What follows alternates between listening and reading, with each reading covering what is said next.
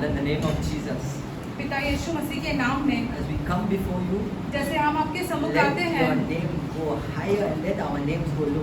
आपका नाम ऊंचा उठाया जाए और हमारा नाम नीचे की ओर चला जाए। In Jesus' mighty name we pray. Yeshu Amen. मसीह के महान नाम में हम प्रार्थना करते हैं। Praise the Lord, आमीन। everyone. प्रभु की स्तुति हो।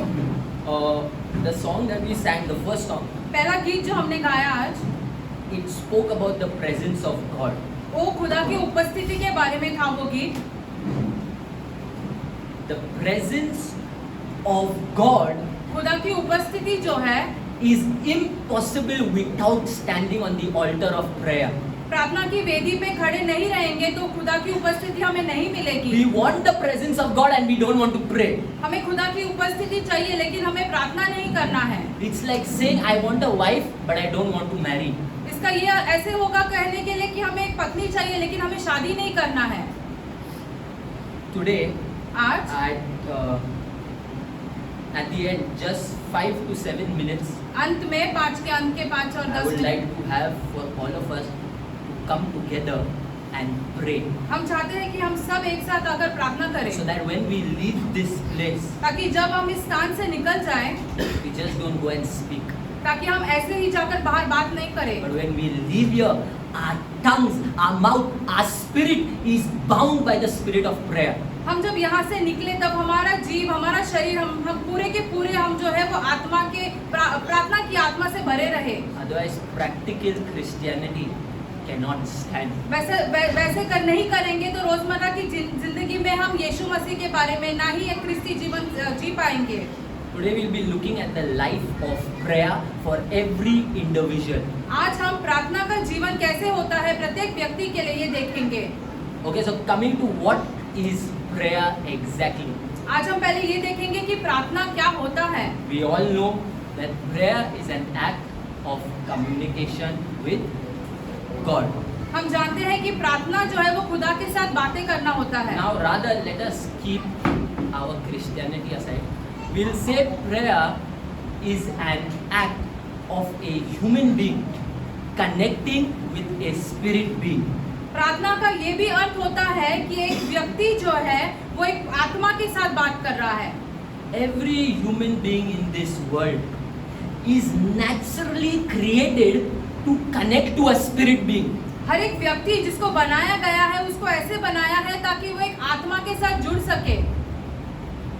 Let us open quickly to the book of Exodus chapter 32 from verse 1 to 4. निर्गमन 32 खोलते हैं 1 से लेके 4 तक।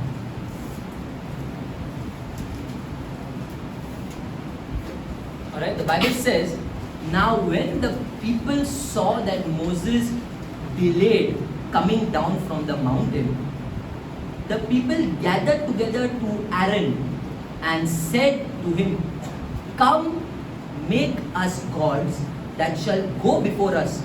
For as for this Moses, the man who brought us up from the land of Egypt, we don't know what has become of him. Then the Bible continues to say, and Aaron said to them, break off the golden earrings which are in the ears of your wives, your sons and your daughters, and bring them to me. So all the people broke the earrings which were in their ears and brought them to Aaron. And he received the gold from their hand, and he fashioned it with engraving tool and made a molded calf. Yeah? Now I want us to know in this scenario, यहाँ पर जो घटना घटी है, when Moses, he went to the mountain, okay? जब मूसा पर्वत पर गए, And now he was up there caught up for 40 days. 40 दिन के लिए मूसा उस पर्वत पर थे। These humans that were down below, ये इंसान जो नीचे रुके थे जिन्हें मिस्र से बाहर निकाला था, was it important for them to create idols and to follow it? क्या ये उनके लिए सही था कि वो ऐसे मूर्ति बनाए और उन मूर्तियों के पीछे चले? It's okay if you don't have, if you're not a Christian, if you don't have Jesus, you don't have God, no problem. Continue your life, physical life, continue, do your work, go out, go with your friends, move here and there. But the reason why these human beings said no, we don't know उसका क्या हो गया उधर, तो फिर let us leave Moses and let us walk, just let us walk naturally. But they said no, you Aaron, come here, make us some God that we can follow and worship. वो ऐसे ही अपने रोजमर्रा का जीवन चला सकते थे, अपने कार्य कर सकते थे। हम में से भी हम ऐसे करेंगे यदि हम यीशु को नहीं जानते हैं। लेकिन नहीं, उन्हें चाहिए था कि एक मूर्ति बनाए उनके लिए, ताकि वो उस मूर्ति के पीछे चल सके। The question is, अभी सवाल ये उठता है, why? Why do they have to create something? Is because man is created a spirit being, and a spirit being requires a spirit to follow. मनुष्य को आत्मा में बनाया गया है, इसलिए जरूरी है कि मनुष्य जो है एक और आत्मा के पीछे चले। Human beings know that there is something beyond the realm of this physical world. मनुष्य ये जानता है कि हम जो देख सकते हैं उसके परे भी कुछ तो है। That is why you are seeing these people. Whoever is coming early are seeing these people who are coming to do yoga and doing all the enchantments and everything. हम जो यहाँ पर आते हैं हम हमारे से पहले कुछ लोग यहाँ पर आकर योगा करते हैं और कुछ ऐसे बोलते रहते हैं। It's purely because man knows there is something beyond this. क्योंकि मनुष्य जानता है इसके परे भी कुछ है।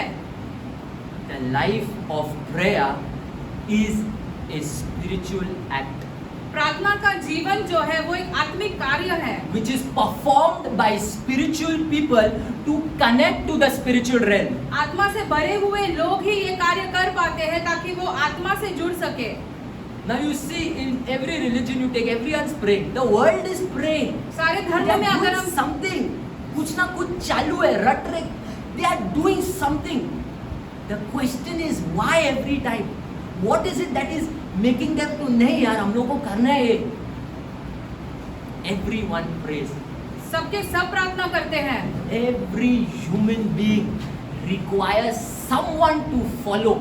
हर एक व्यक्ति को किसी के पीछे चलने की जरूरत होती है। Some people pray they want to receive something. Some people want to pray to have peace. Some people have different reasons. Some people pray in order to destroy others. लोग प्रार्थना करते हैं ताकि वो कुछ पाए, लोग प्रार्थना करते हैं ताकि वो शांति पाए, लोग ऐसे भी प्रार्थना करते हैं कि दूसरे का नाश हो जाए। If we see the dark world of this generation, there are young boys and girls praying in order to receive some things. अगर हम अभी देखेंगे अंधकार जो चल रहा है यहाँ पर, कुछ लोग नौजवान जो प्रार्थना करते हैं कुछ पाने के लिए प्रार्थना कर रहे हैं। However, they are not praying to the right spirit. लेकिन दुर्भाग्य की बात यह है वो सही आत्मा के साथ सही आत्मा को प्रार्थना नहीं कर पा And रहे। that is why these evil spirits they'll give them one thing, उसके बाद 10 चीज छीन के ले गए। क्यों? It's because that spirit, no spirit in this world is like God. कोई आत्मा जो इस संसार में है वो खुदा के जैसे नहीं है। Satan can never match to the things of God. शैतान जो है खुदा की चीजों के साथ नहीं जुड़ सकता है कभी। He only takes what is of God and knows how to destroy it. वो सिर्फ यही जानता है कि जो खुदा का है उसे छीन ले और उसका नाश करे। अरे he can kill over here 10 people just to kill one person. वो 10 लोगों को मार डाल सकता है और एक को भी मार डाल सकता है। Has no heart. दिल नहीं है उसमें. He's heartless. There is no desire for love in Satan. शैतान में प्यार करने के लिए कोई आत्मा ही नहीं है। And there are some people whose hearts have become like Satan. यहाँ पर ऐसे भी कुछ लोग होते हैं जिनके हृदय जो है शैतान के जैसे हो गए हैं। Satan loves blood. He loves when you fall down and break your head on that floor. He loves when incidents take place. He loves it when they sacrifice their babies to Molech in the Old Testament. He loves killing of babies. कि लोगों को मारता था blood. Even today, if you see those people, the high people of this world, they are sacrificing. Brother Grenville knows. They are sacrificing babies. They are eating human flesh. Why they are doing it? Because they are disciples of Satan. शैतान को खून की जरूरत होती है। शैतान चाहता है कि लोग अपने बच्चों को मारे, लहू बहाए। ऐसे लोग अपने बच्चों को मार के उन्हें खाने के लिए भी तैयार हो जाते हैं। We don't preach Satan to glorify him. We preach Satan to make him go down. हम शैतान का प्रचार इसलिए नहीं करते हैं ताकि उसे ऊपर उठाए, लेकिन इसलिए आपसे कहते हैं ताकि वो और नीचे गिराया जा सके। Some must be thinking, what is this Nikhil every time speaking Satan, this, that, his prayer. It is because I hate that guy with passion. क्योंकि हम आप सोचेंगे कि हम बार-बार क्यों शैतान करते रहते हैं। हम बहुत ही गुस्सा हो जाते हैं उसके लिए। That is why I have to connect to the right spirit.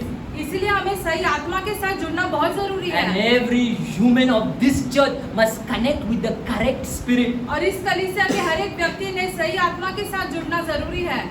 The Bible says God is spirit and truth, and those who connect with Him must connect in spirit and truth. शास्त्र में ऐसा लिखा है कि खुदा आत्मा है और जो खुदा के साथ जुड़ना चाहता है वो आत्मा और सच्चाई में जुड़ेगा। Okay, open to the book of Luke chapter 18. Luka 18 Verse होते हैं, 1. 18 का 1।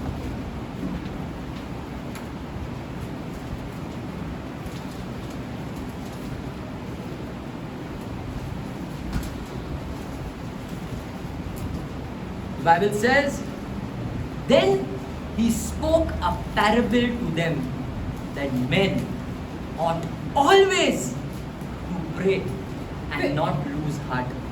फिर उसने इसके विषय में ताकि वह नित्य प्रार्थना करना और हेया बांधे रखना, इसके विषय में उन्हें एक दृष्टांत कहा। In some other versions it said, men ought always to pray and not faint. ताकि लोग नित्य प्रार्थना करें और ऐसे अपनी आशा ना छोड़े। That connection that we are talking about now with this God is that connection through prayer. खुदा के साथ जो जुड़े रहने की हम बातें कर रहे हैं वो प्रार्थना से ही हो सकती है। If a man or a woman is not praying, what the Bible says, they will faint. यदि कोई एक व्यक्ति प्रार्थना नहीं करे तो शास्त्र में क्या लिखा है कि उसका हेया टूट जाएगा। There is nothing like, oh, this person is a prayerful person and I am a prayerless person. ऐसा नहीं होता है कि ये प्रार्थना करने वाला व्यक्ति है और हम प्रार्थना ही नहीं करते हैं। The opposite of prayerful प्रार्थना is what? प्रार्थना करने वाले व्यक्ति का विरोधी क्या होता है? What is the opposite of prayerful? What is the opposite of prayerful? My brother Savio, what is the opposite of prayerful? Pardon? प्रार्थना करने वाले उसका उल्टा क्या होता है? The Bible says men ought always to pray and not faint. शास्त्र में लिखा गया है कि लोगों ने नित्य प्रार्थना करनी चाहिए और अपना हेयाव नहीं छोड़ना चाहिए। We are not praying. The opposite of not praying is fainting. प्रार्थना नहीं करेंगे तो हम अपना हेयाव छोड़ देंगे। A church going person, a Christian who's not praying is like a patient who's in coma. जो व्यक्ति प्रार्थना नहीं करता है वो ऐसे होता है कि एक व्यक्ति जो है वो कोमा में है। Anyone knows what happens to a patient in coma? क्या आप जानते हो एक व्यक्ति जो कोमा में है उसके साथ क्या होता है? That person is alive, वो व्यक्ति जीवित तो है but that person is not living. लेकिन वो जी नहीं रहा है। जिंदगी है पर जीवन नहीं है अंदर। It's same. Open to the book of Mark chapter 14 verse 38. मरकुस 14 का 38।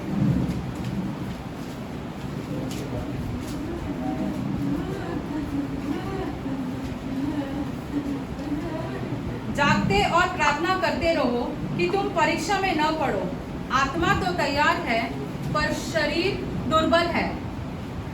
It says, watch and pray lest you enter temptation. A person who is in coma is a person who is living but is not alive. The same way, आज के तारीख में the Christians of this world, they are living आज के एक मसीह जो है वो जी तो रहे हैं but they are not alive.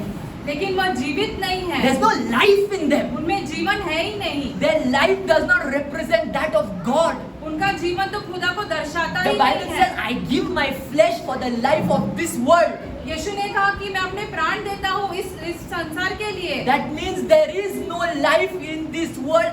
The life that we talk about is only with God. इसका ये अर्थ होता है कि संसार में जीवन है ही नहीं और सिर्फ खुदा के पास होता है यह जीवन। If you check your phone, आप अपने फोन में अगर चेक करोगे, you have a phone, but without your battery, that phone is finished.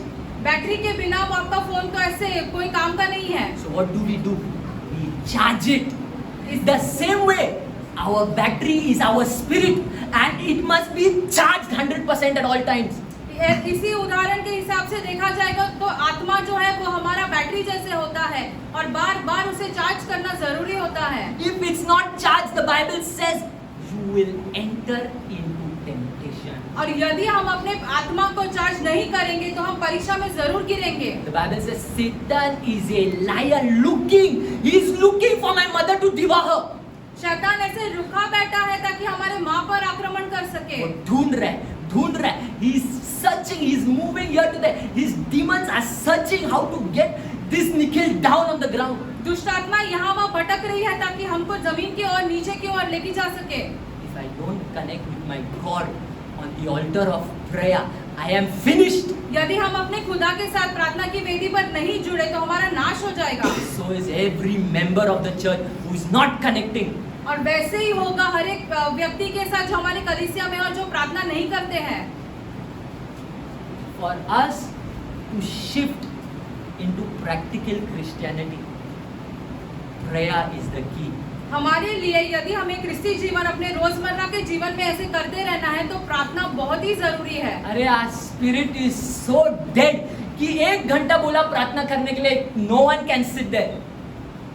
The flesh is so alive, the flesh is so noisy, it speaks so much that no one can sit on the altar of prayer. हमारा शरीर इतना ऐसे आवाज करता है, इतना हमें बहकाते रहता है, इसलिए हम प्रार्थना की वेदी पर बैठ के प्रार्थना कर ही नहीं सकेंगे। If we have not started praying, brothers and sisters, if we have not started praying more than an hour in the day, if we have not started sitting with God 1 hour, 2 hours, 3 hours, your life is still not living. यदि हम अब खुदा के साथ 1 घंटा 2 घंटा वचन में नहीं बिताएंगे या खुदा के साथ प्रार्थना में, तो हम अभी तक नहीं जी रहे हैं। You have your phone, पर उसमें बैटरी नहीं है. There is no fire in your phone. आपके फोन में कोई आग ही नहीं जल रही है अब तक। This long prayers that we are talking about is the way of Jesus Christ. ये लंबी प्रार्थनाएं जो है ये यीशु मसीह रोजमर्रा करते थे। 15 minutes prayers, brothers and sisters, will not take you anywhere. अपने 15 मिनट की प्रार्थना हमें कहीं नहीं लेके जाएंगी। It is just a manipulation of your brain and your flesh and your soul. आपका मन, आपका प्राण, आपका शरीर आपको ऐसे ही बहकाता है कि हाँ तुमने प्रार्थना की है। कि लगता है हमने कुछ ना कुछ तो किया है, but it's no change in that person's character. लेकिन उस व्यक्ति के चरित्र में कोई बदलाव नहीं दिखता है हमें। We spend 24 hours in a day. दिन के हमारे 24 घंटे होते हैं। I don't know how long people are working and how long they do other curriculum. लोग कितने समय के लिए काम करते हैं ये हम नहीं जानते हैं। All this will perish. ये सब जो है वो नाश हो जाएगा। What is the only thing that can survive is your spirit man. सिर्फ और सिर्फ एक चीज बनाए रहेगी आपके साथ, वो आपकी आत्मा है। If those who have not started praying, you've not started living.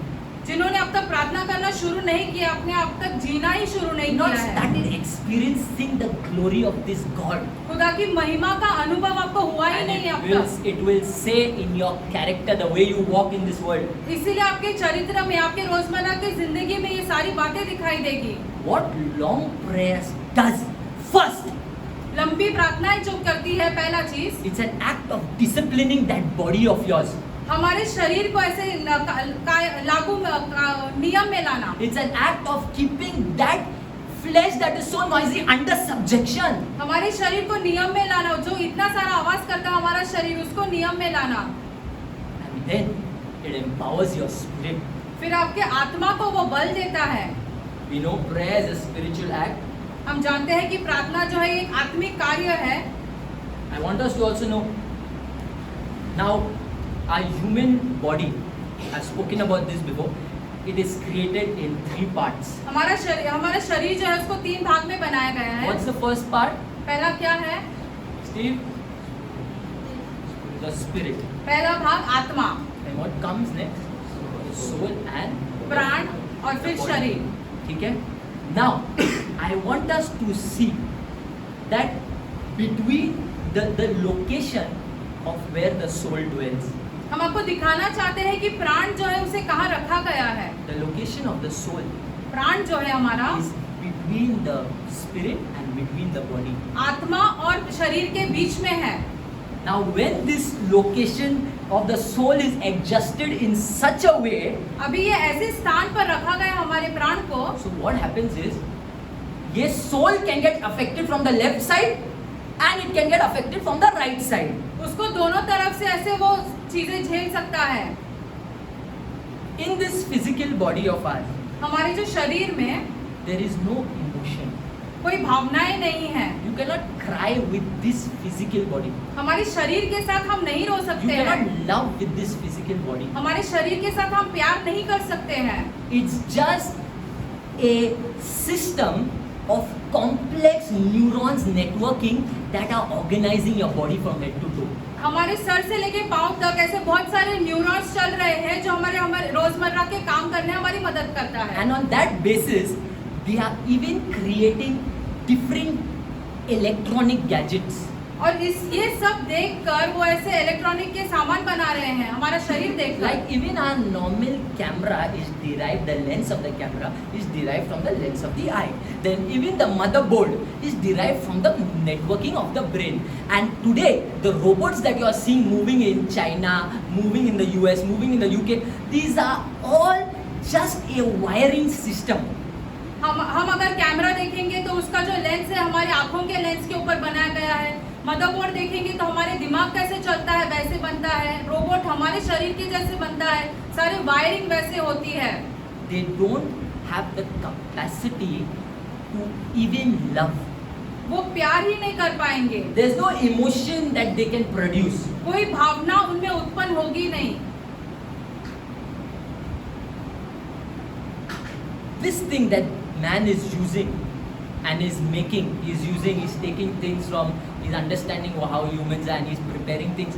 One thing it's missing. ये सारे चीज जो मनुष्य देखता है कि मनुष्य कैसे चलता है, कैसे कार्य करता है, इन सब में एक कमी है। What is that one thing? वो एक चीज जो है उसमें क्या कमी है? What is that one thing that these things are missing that man has? वो ये सारे यंत्रणों में वो चीज नहीं है, लेकिन सिर्फ और सिर्फ मनुष्य में है। S-O-U-L, soul. प्राण। This soul is like some gift that God has given to man to even connect with him. ये प्राण जो दिया गया है, ये खुदा ने हमें दिया है ताकि हम खुदा के साथ जुड़ सके। This soul is what defines a character of a person. ये प्राण के द्वारा हम एक मनुष्य का चरित्र कैसे है वो बता सकते हैं। This is where human beings live maximum hours of their life. वहाँ पर जो मनुष्य अपने जीवन का बहुत सारा समय बिताते हैं। It is important for us to check this area. ये इसलिए महत्वपूर्ण होता है कि हम इस एरिया को जांचें। Now when we spoke about coming back to our praying for long, the reason why I explain this is because now understanding why we should pray and spend time for long will be understood right now. ये हमने आपको ये सारी बातें बताई ताकि हम आपको और समझा सके कि प्रार्थना में ज्यादा समय क्यों बिताना चाहिए। Since we know prayer is a spiritual act, ठीक है? हम ये जानते हैं कि प्रार्थना जो है आत्मिक कार्य है। When we pray, it is our spirit that must connect to God. जब हम प्रार्थना करते हैं हमारी आत्मा जो है वो खुदा के साथ जुड़ना जरूरी है। Brothers and sisters, how long did you all take to come from your houses to this place? अपने घर से यहाँ पहुँचने के लिए आपको कितना समय लगा? If it takes time to come from your houses to this place, it even takes time for your spirit to climb up to where God is. यदि आपको घर से यहाँ पहुँचने के लिए बहुत समय लगा, उससे कहीं ज्यादा समय आपकी आत्मा खुदा के साथ जुड़ने लग जाएगी। When we start praying, it is our physical body that begins. जब हम प्रार्थना करने लगते हैं तो हमारे शरीर से शुरुआत होती है। Then it starts mingling with the soul. फिर हमारे प्राण के साथ शुरुआत होती है। After some time, the spirit gets unlocked. उसके कई समय बाद हमारी आत्मा जो है वो खुदा के सामने खुल जाती है। It's not we sit 15 minutes and you're just moving and you leave. You will come to that altar prayer same and you will go back the same. 15 minute यदि हम प्रार्थना की वेदी के सामने आएंगे, आप वैसे ही आके वैसे ही निकल जाओगे। That is why there's no desire for God in the churches. इसलिए कलीसियाओं में खुदा के लिए कोई इच्छा नहीं हो रही है। That is why there's no demonstration of power in the churches. इसलिए कलीसियाओं में कोई सामर्थ्य नहीं बची है। All we do is English. All we do is getting manipulated by the things of this world. ज्यादा करके क्या होता है, इंग्लिश में बातें होती है और जो संसार में चल रहा है हम उससे बहक जाते हैं। when we begin to exploit the spirit of our inner man, जब हम अपने भीतर का जो आत्मा है उसे समझने लगते हैं, that is the time this spirit is empowered to see and to understand the things of God. उसके बाद हमारी आत्मा को ये सामर्थ्य मिलती है ताकि वो खुदा की चीजों को समझे और देख पाए। That is the time this way thing that we are talking about, Lord show me your ways. It's not in the physical body that he'll show you. हम कहते रहते हैं प्रार्थना में कि खुदा आपके मार्ग हमें दिखा दो, ये हमारे शरीर में हमें बिल्कुल नहीं दिखाई देगा। The spirit, and I'm not talking about the Holy Spirit, I'm talking about your human spirit. आत्मा, इसका पवित्र आत्मा ये अर्थ नहीं होता है। आत्मा मतलब आपकी आत्मा, हमारे भीतर की आत्मा। It is kept, it's becoming old. Your spirit is becoming stale. It's even started to smell. आपकी आत्मा जो है वो कमजोर होते जा रही है, बूढ़े होते जा रही है, बदबू भी आ रही है उसमें से। A man who rises in the spirit will now encounter the things of God. जो व्यक्ति आत्मा में बढ़ते रहता है वो खुदा की चीजों के साथ उसका सामना होगा। There is an energy level that you rise to in the spirit where you start understanding the things of God. आपको इतना बल मिलेगा उस समय में ताकि आप खुदा की चीजों को समझ सके। Don't say there are no visions if you've not got one. आपको दर्शन नहीं मिले इसका ये अर्थ नहीं होता कि दर्शन दिखाते ही The नहीं। reason why these are not coming is because your spirit is dead. आपको दर्शन क्यों नहीं दिख रहे? क्योंकि आपकी आत्मा अब तक मरी हुई है। So we have visions of becoming a big doctor. हमारे पास ऐसे दर्शन आते हैं कि हम बड़े डॉक्टर बन We रहे have हैं। visions of becoming a great footballer. हमें ऐसे दर्शन आते हैं कि हम बहुत ही महान फुटबॉलर बन रहे हैं। God does not know you. लेकिन खुदा आपको नहीं जानता। These people whose spirits enter the realm of glory.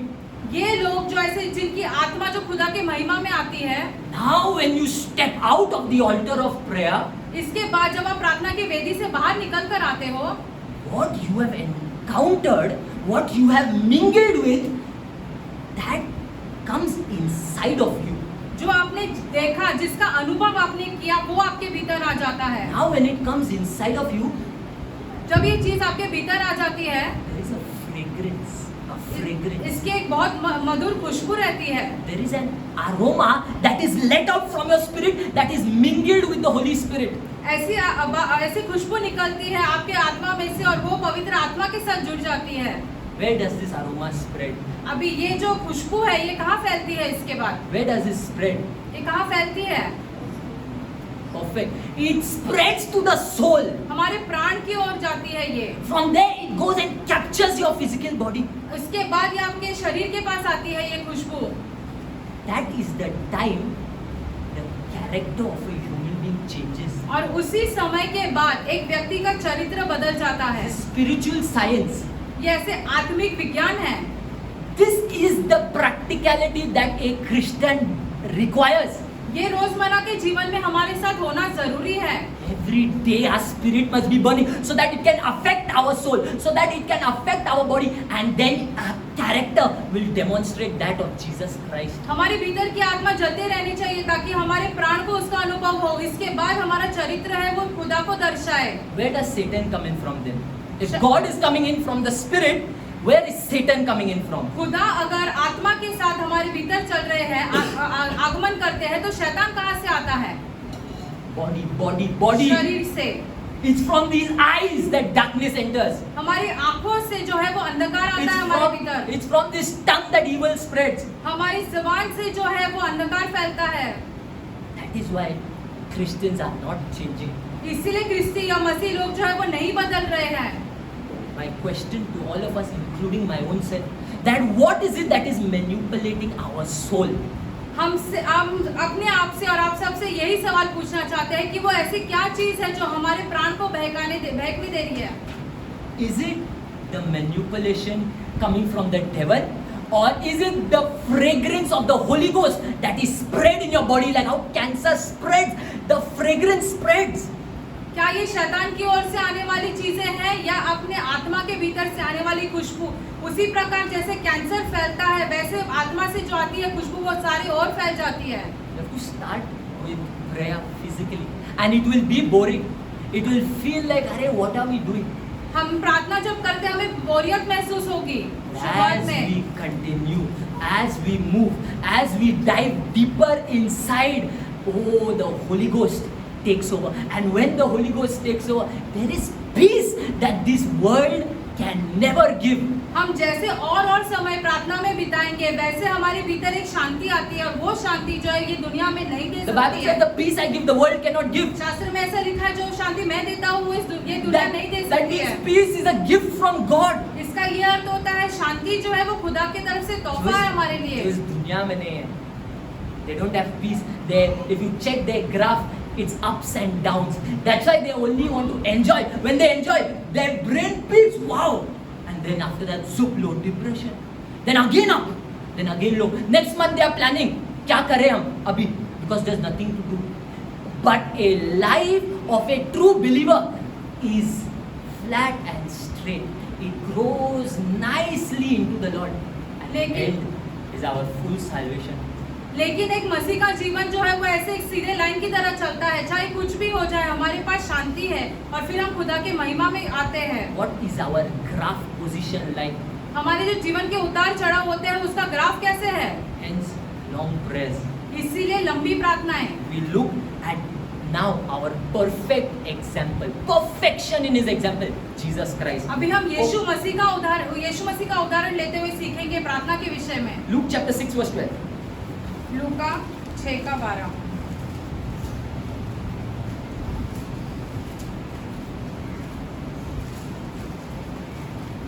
The Bible says, उस दिन वह now it came to pass that in those days that he went out to the mountain to pray and continued all night in prayer to God. उस दिन में वह पहाड़ पर प्रार्थना करने गया और परमेश्वर से प्रार्थना करने में सारी रात बिताई। Open to the book of Mark chapter 1 verse 35. मरकुस 1:35 Few खोलते हैं। examples.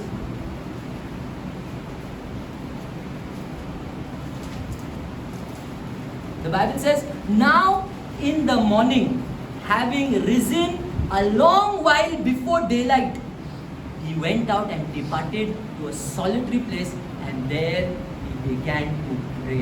भोर को दिन निकलने से बहुत पहले वह उठकर निकल गया और जंगली स्थान में गया और वहां प्रार्थना करने लगा।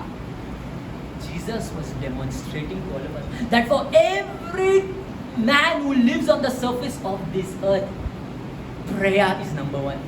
यीशु ये दिखाना चाहते हैं हमें जो हर एक व्यक्ति इस संसार में जी रहा है उसके लिए प्रार्थना बहुत ही महत्वपूर्ण है। Man is designed a creature of prayer. मनुष्य को ऐसे रचाया है ताकि वो प्रार्थना करे। For every human being living in this physical world, it is prayer. That means including all of us, it is prayer.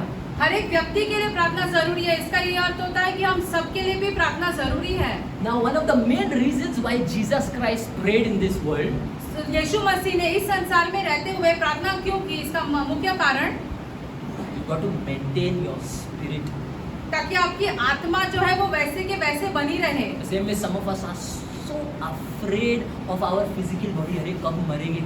अरे what will happen? You are going and taking tests every time because of fear. You are going and you are crying. There's no peace because of fear. आप इतने भयभीत हैं कि आप रोते रहते हो, डर जाते हो, इसलिए बार-बार जाकर डॉक्टर के पास टेस्ट करते रहते हो। So I'll say, oh, I better do exercise before something happens.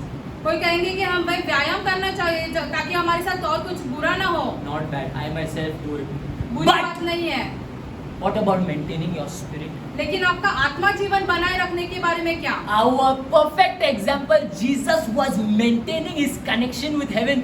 हमारा यीशु मसीह जो है वो खुद खुदा के साथ बने रहते थे पूरे समय। Through prayer, Jesus was able to stay in touch with his Father. प्रार्थना करते समय यीशु अपने पिता के साथ बने रहते थे, जुड़े रहते थे। Open to the book of Luke chapter 9 verse 28. Luka 9:28।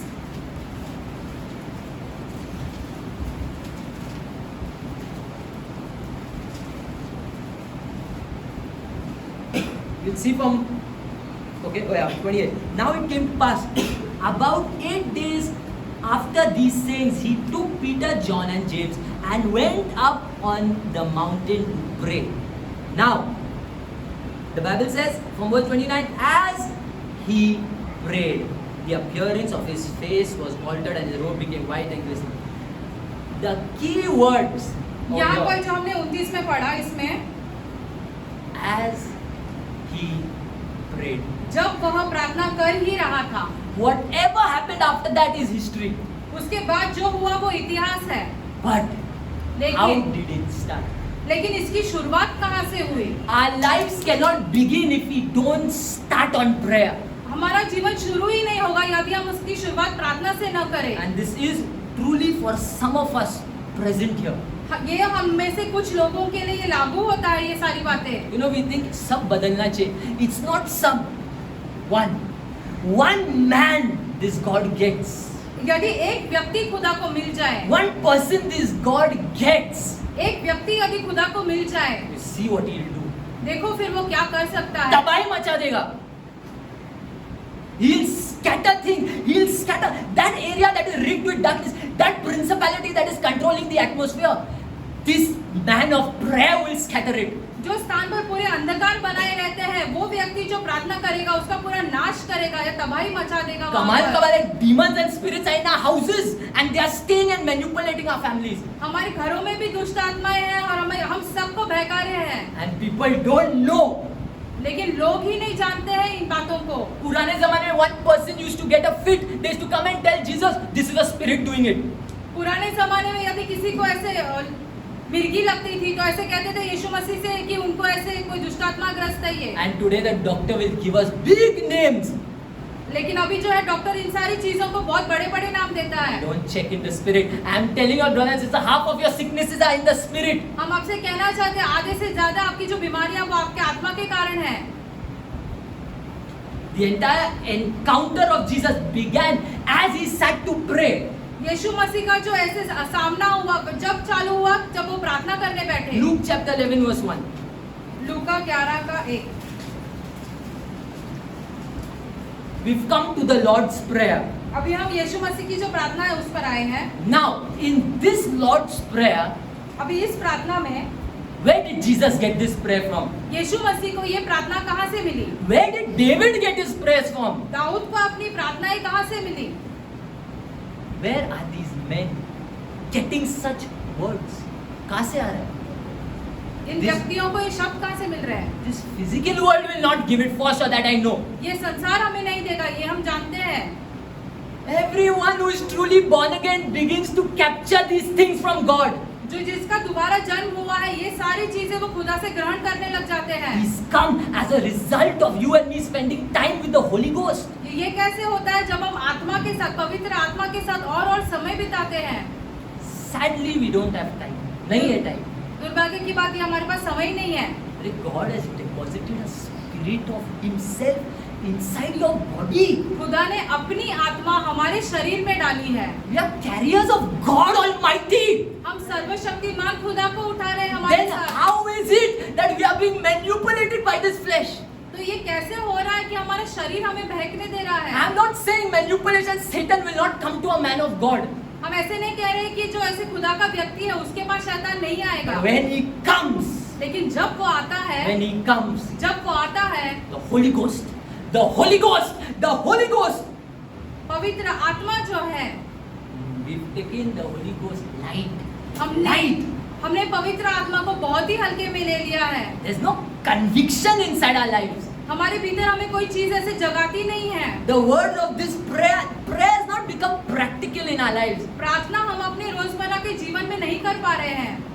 They receive these prayers because this place inside the heart is connected with the heart of the Father. हमारा हृदय जो है परमेश्वर के हृदय के साथ जुड़े रहना चाहिए। If our prayer does not touch our heart, it can never change our lives.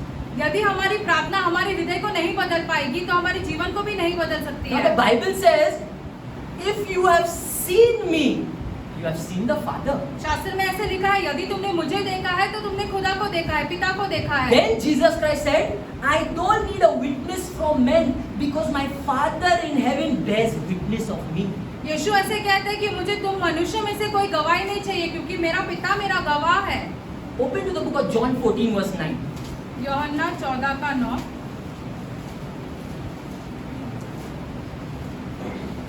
The Bible says, I been with you so long and yet you have not known me, Philip?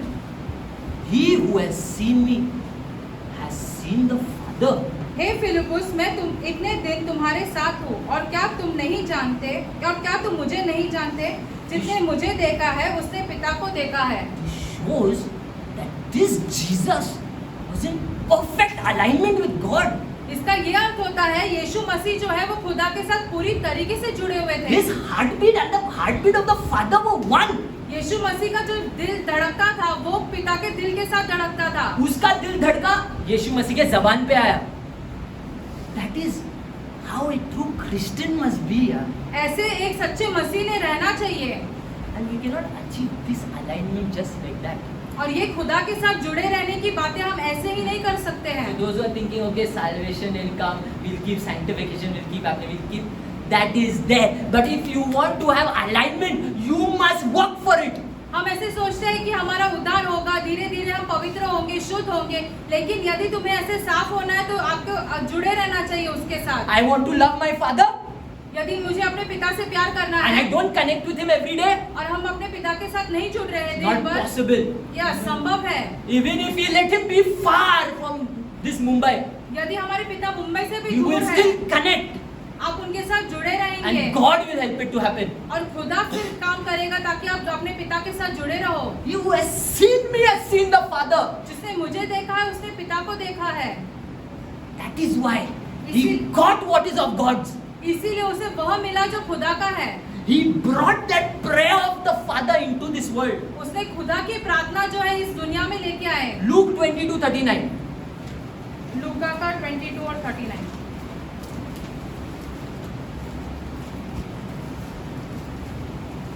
The Bible says,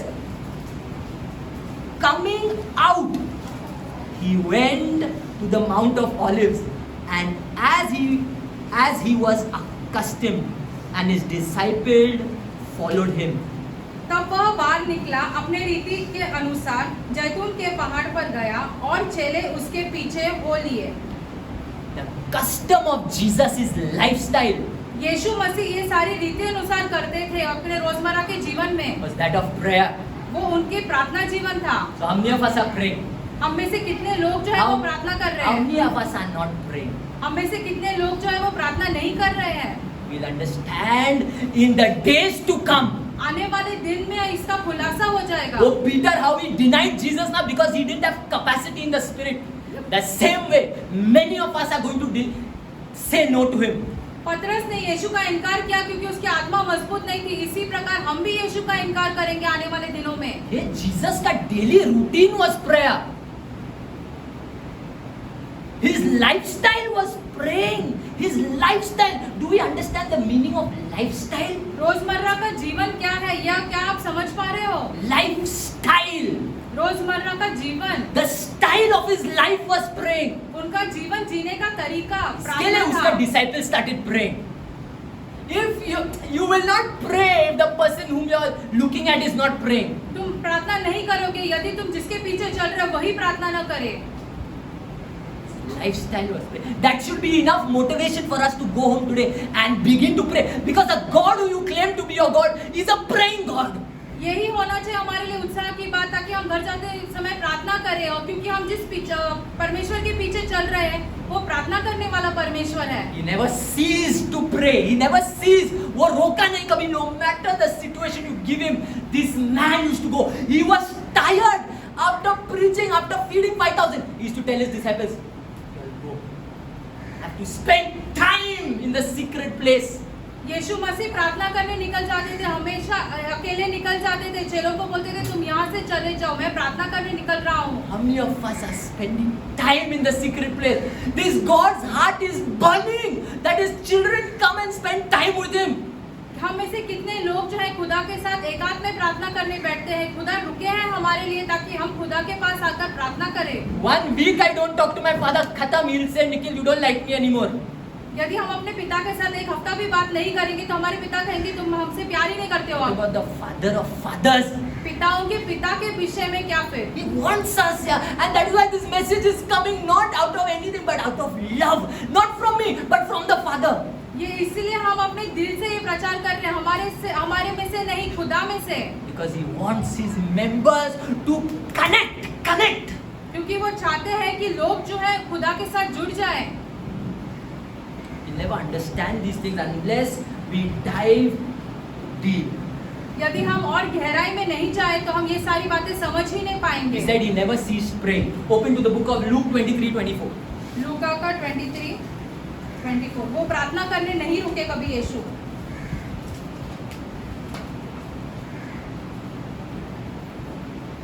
Bible says,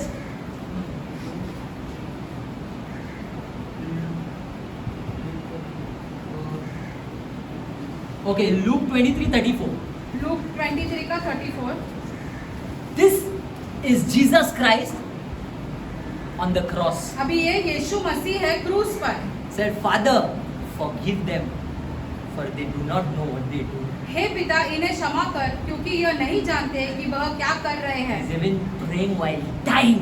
यीशु मसीह मरते समय भी प्रार्थना कर रहे He's हैं। even praying while he's in pains. यीशु मसीह जब पीड़ा में है तब भी वो प्रार्थना कर रहे What हैं। excuse do you and me have? आपके पास और हमारे पास क्या ऐसे चीज है जो हम वैसे कह रहे हैं कि हमारे पास समय नहीं है प्रार्थना If करने। this God who created the universe in 6 days came and died and while dying was praying, what excuse do we have? Tell me. हम खुदा जो इसने 6 दिन में ये सारी संसार बनाया है, यदि वो इस क्रूस पर आकर मरते समय प्रार्थना Or करेंगे, rather, I say what excuse Satan is giving you. शैतान आपको कैसे बहका रहा है ताकि आप प्रार्थना नहीं करें। Because from the flesh comes Satan inside and he captures the soul. शरीर से शैतान अंदर आता है, हमारे प्राणों पर कब्जा कर देता है। Have we found another alternative to rather than praying in this Christian journey? क्या हमने एक अपने क्रिस्ती जीवन में जो है प्रार्थना का एक दूसरा उपाय से ढूंढ लिया है? Have we adapted to another formula and not remove praying formula from the church and adapt to something else? क्या हमने कोई नया जीवन चालू किया, नया फॉर्मूला चालू किया और प्रार्थना का जो फॉर्मूला है उसे उठाकर बाहर फेंक दिया? That is why there's mutation in the church. Mutation, it has mutated from the times before. इसीलिए कलीसिया में ऐसे लोगों पर अत्याचार हो रहे हैं लोगों पर। Matthew 21:13. मत्ती 21:13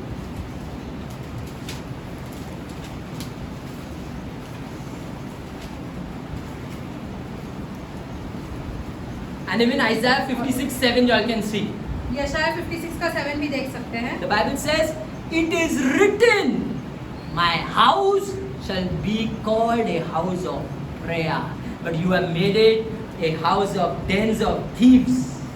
और उसने कहा, लिखा है, मेरा घर प्रार्थना का घर कहलाया जाएगा, परंतु तुम उसे डाकुओं का कोह बना देते हो।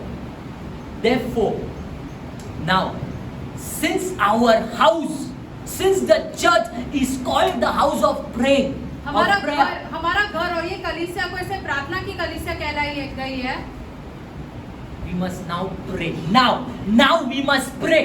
इसलिए हमने अब प्रार्थना करना जरूरी है। There is no point speaking and then no one is praying. That is bringing laziness in the churches. ऐसा नहीं होना चाहिए कि हमसे बातें कर रहे हैं और कोई प्रार्थना नहीं कर रहा है, ये आलस ला रहा है कलीसियाओं में। They want to sit and hear the preacher praying and they want to do this.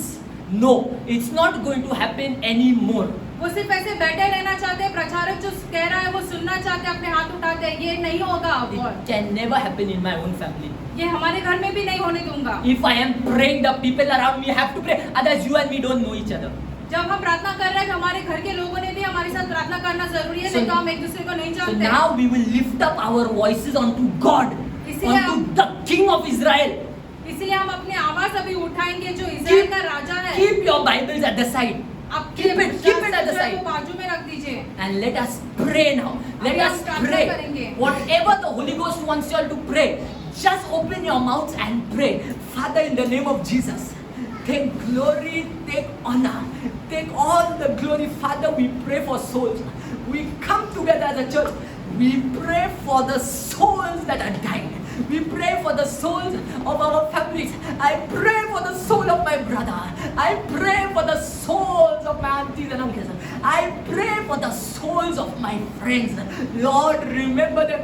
Lord, remember them. Drag them closer to you. Bring them closer to you. Pray, church. Drag them closer to you, Father. Bring them closer. We pray for every soul in the churches of Mumbai. The Lord, in the name of Jesus, bring them. Pull them out, Lord. Drag them sincerely to you. Bring them out of every form of darkness in the name of Jesus. Next prayer, we'll pray, Father, in the name of Jesus, every spirit that does not want me to pray, that whenever I sit on the altar of prayer, it comes and distracts me. We bind that spirit, we destroy it. Pray warfare now. Pray warfare. Father, in the name of Jesus, every spirit from the pit of hell that wants to not let me to pray, that does not want the members of this church to pray, we bind you and we cast you out in the name of Jesus. We destroy you by the power and the blood of Jesus. We scatter you by the fire of the Holy Ghost. We destroy you, we bind you. You are a liar. You are a liar. You cannot stop the members of this church from praying. You cannot stop me from praying. We will pray, we will pray. Our Father prayed, we will pray. Jesus prayed, we will pray. We will not stop praying. We will pray until the devil has been defeated. We will pray until there is peace in our families. We will pray till the spirits in our families are cast out in the name of Jesus. We pray, Father, in the name of Jesus, every spirit holding my family members from coming to Jesus sincerely, every spirit that causes disturbance in my house, every spirit that causes manipulation in my house, every spirit that causes negativity between husband and wife, in the name of Jesus, we destroy them. We cast them out. Enough is enough. We bind you by the power of the Holy Ghost. We destroy you in the name of Jesus. We command you in the name of Jesus, pack your bags and get lost from our families. Any wall in our families that you're hiding in, any ceiling, any floor, any room in our ceiling that you want to hide in, you're a liar. We see you because Jesus Christ sees you. And we command you to die in the name of Jesus. We bind you and we cast you out in the mighty name of Jesus the Christ. In the mighty name of Jesus Christ. In the mighty name of Jesus. How many of us want the spirit of prayer? How many are just lift as if you all want the spirit of prayer? Okay? So now, because we want the spirit of prayer, when the spirit comes, this tongue will not stop. When this spirit comes, with your will, it will carry you. So we pray, Father, pray for yourself. I have no one to pray for anyone. Pray for yourself. Father, in the name of Jesus, I ask you for the spirit of prayer upon my life. I ask you that, Lord, make me to never cease. You said in Luke chapter 18 verse 1 that men ought always to pray and not be fainting. Lord, we pray in the mighty name of Jesus that give me the spirit of prayer. Give me that spirit that never stops praying. You said you've given a spirit that groans from within us. Father, I ask you in the name of Jesus, give me that spirit that groans. Give me that spirit that never stops praying. Give me that spirit that when Satan comes, I am praying. When he comes in the morning, I am praying. When he comes in the afternoon, I am praying. When I'm at my work, I am praying. When I come back home, I am praying. In the midnight, I am praying. Lord, give me this spirit of prayer. Give me this spirit of prayer. I pray now for every member of this church that, Father, in the name of Jesus, baptize them with the spirit of prayer. Baptize them with the spirit of prayer. Baptize them with the spirit of prayer in the name of Jesus. In the name of Jesus. In the mighty name of Jesus the Christ. Father, I ask you in the name of Jesus. In the name of Jesus. On my right hand side, from the first row to the last row, from the first row to the last row, Lord, I ask you for the baptism of power. I ask you for the baptism of power. I ask you for the baptism of fire. I ask you for the baptism of power and fire in the name of Jesus. Father, coming to my left side, from the first row to the last row, Lord, I ask you for the baptism of fire and power of the Holy Ghost. I ask you for the baptism of fire and power of the Holy Ghost. I ask you for the baptism of fire and power of the Holy Ghost. Lord, we are your children. This is your love that you have shown us, that we should never stop. You said, watch and pray, Nikhil, or else you will fall. Lord, the days are not good.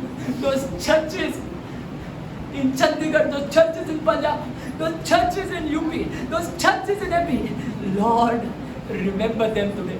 We pray for them. Lord, remember them today. Remember them today. Lord, it's not easy for them to stand in persecution. We know man is weak. Our legs shake when someone says anything, something. Lord, they are being persecuted. We pray in the name of Jesus that you give them the strength. You give them the strength. You give them the strength, my Father, that they stand, Lord. You give this church the strength to pray, Father. Give this church the strength to pray, my Father. Give this, you said we are dear to you. Lord, give this church the strength to pray. This is my prayer. This is my request. I ask for nothing else but this, Lord, in our lives. And I also ask for one last thing, Lord, that you give us the spirit of love. Love, let it burn in our hearts, Lord. Love, love, love for each other, love for my Father, love for my mother, love for my brothers and sisters, Lord. We require this. I need this. Only then what I say will be correct. Lord, give the church this. For I make this prayer in Jesus' mighty name. Amen.